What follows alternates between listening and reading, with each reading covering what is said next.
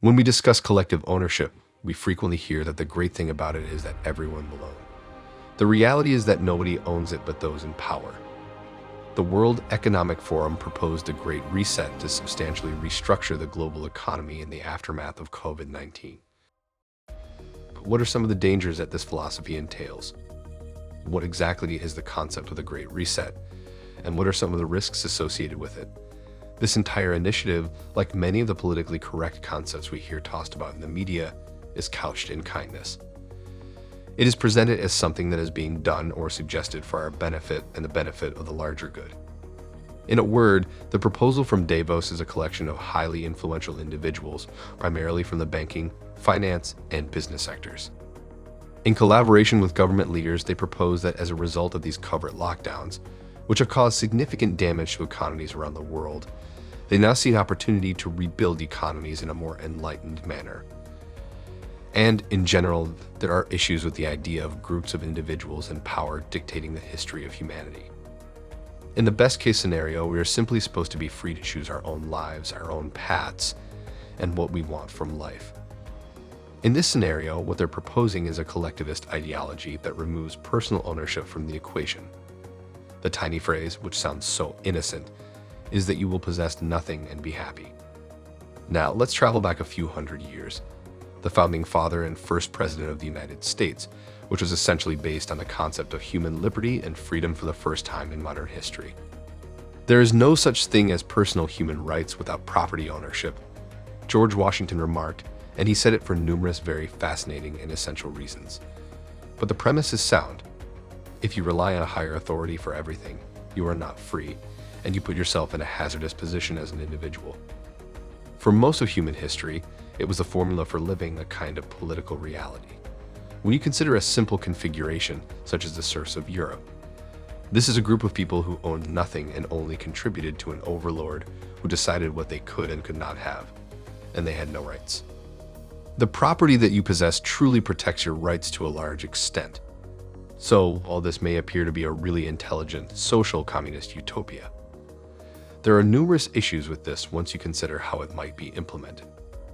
Is there a danger here of an encroachment of state power into ordinary people's lives, and thus a kind of creeping tyranny taking hold? Dr. Thomas Sowell, an economist and historian, makes an intriguing point regarding how humans evaluate political systems, claiming that we make the terrible mistake of evaluating them based on their friendly-sounding intentions before the fact rather than their consequences after the fact. And he says that our world, our politics, may look very different if we had to rate everything politicians and governments did based on results rather than intentions. Smooth politicians can stand up and say nice things at the intention stage with surprising ease. Now, these are the kinds of things we're hearing from Davos and from proponents of the Great Reset. Everyone talks about collectivism and community living and how no one owns anything. But ponder this for a moment. That is already a misconception.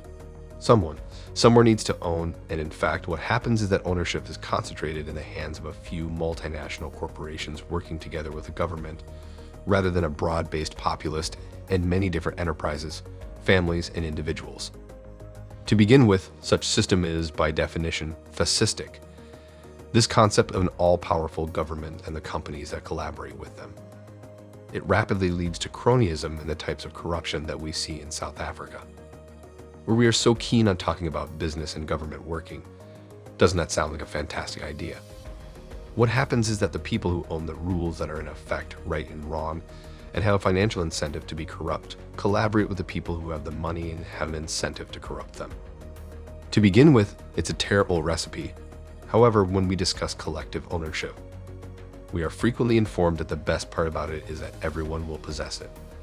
The reality is that nobody owns it but those in power, and the desire to eliminate private property ownership and concentrate it in the hands of a representative government is purely Marxist. It is the heart and soul of the Marxist idea, which boils down to the fact that nobody owns property, it is collectively owned. The fallacy is not jointly owned, rather people in power own it. What could possibly go wrong with that? Looking at modern-day China, we can see a very clear example of this. Of course, modern-day China has a diversified economy. They have prospered to the point where they have begun to allow unrestricted trade. They are nevertheless still a Marxist society that operates on social credit ratings. And legalized social credit scores are a terrifying concept. Consider the following scenario. You not own your home as a family, you not own your surroundings, and you do not own your business. Because they represent collective ownership, the government has complete control. Consider the following scenario. You do something that the government does not approve of. You read a book it doesn't want you to read, you write an essay or an article it doesn't like, and you make a YouTube video criticizing something. All of these are things that productive people undertake to analyze, build, and advance their society. But you can't do it there, and you can't do it if you do something the government doesn't like. They can effectively lock you out of your world by using your social credit scores, and it works because you don't own anything. That broad-based private ownership is what keeps people free from government oppression. Maggie Thatcher of the United Kingdom famously embarked on a project to expand human liberty in her country by attempting to ensure as much broad-based private and individual property ownership as possible. She agreed with George Washington when he declared, "Freedom and property rights are inseparable. You can't have one without the other." You can go philosophical on this one. You can even reduce property rights to your thoughts. Are you free to possess them? Are you free to express them? Or is the domain of thought governed by a collective? Of course, all of this sounds like horrible scaremongering, but anyone looking back in history has to wonder, could it happen here? Is it possible that it will happen again? And I believe that if you know your history, the answer is that it happens fairly simply and surprisingly frequently. When we discuss collective ownership and putting the group above the sacredness of the individual, we are dealing with a formula that has been extremely harmful to the human race. What about the hazards to your existing property? Is there a possibility that you will lose ownership of your current property? Consider those words again. You will own nothing and be happy. It does not allow you to keep what your family has passed down over the years. If we take them at their word, the simple proposition is that you will own nothing and will be pleased. That raises some intriguing questions about what communities already own. We own our homes, we pass down family artifacts to the next generation. You may possess a wedding ring, and you may own items that you want to pass down to your children. Each generation strives to better the next generation. Instead, this concept appears to be suggesting that we should reset each generation at zero and leave you dependent on a government assistance system. Now consider the most fundamental human perspective.